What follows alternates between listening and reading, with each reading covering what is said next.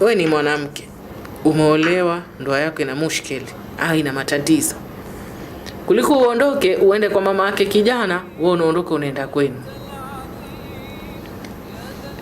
Na ukifika kule, wewe mwenyewe ndio umeondoka, hajakufukuza.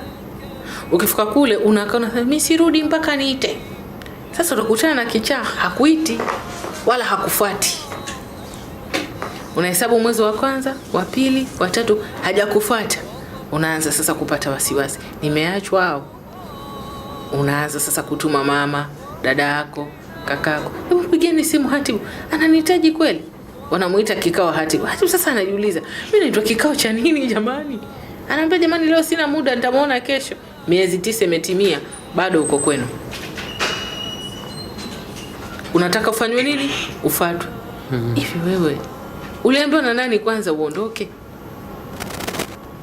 Mimi alinipa akili bibi mmoja. Huwa tunaongea sana na mabibi ili tupate zile fikra za zamani. Anasema, wewe ukikosewa na mume wako, hata mama yake usimwambie. Wewe beba kabegi kako, kwao ni Masiwani, safari Masiwani. Ukifika unakaa, mwanangu vipi leo? Safi mama. Mbona upo huku na kwako ni labda barabara ya 7?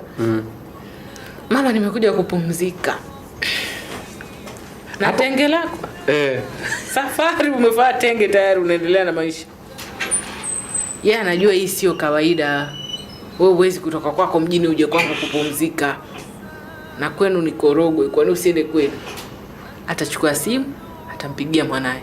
Wewe vipi huko? Safi. Mbona huyu yuko hapa? Nani huyu? Mke wako? Mwache tu bwana mama. Kuna nini? Sasa mwache yeye ndo aseme. Unajua huyu bwana kanikufumania huku. Sasa yeye na mwanae watapangana huku. Wewe kimya.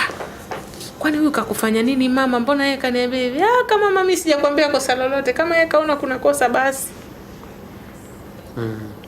Unacheza nao kisaikolojia sasa. Unajifanya wewe huna neno. Mwanae akikupigia, unaipokea simu, unaweka sufuria juu, unapiga na kijiko. Anakata. Au unapokea unampa mwanae. Anaongeleshwa vitu visivyofaa mpaka anakata. Ongea na baba. Baba, pale. Mpaka aje.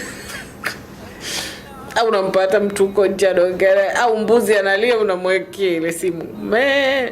Mpaka aje. Akija sasa ndo naambia umekuja, ongea na mamako hapo. Mimi sina cha kuongea. Kama uko tayari tuondoke nyumbani, lakini na masharti yangu. Ndio yale masharti sasa unayasema mbele ya mamake. Huyu mama huyu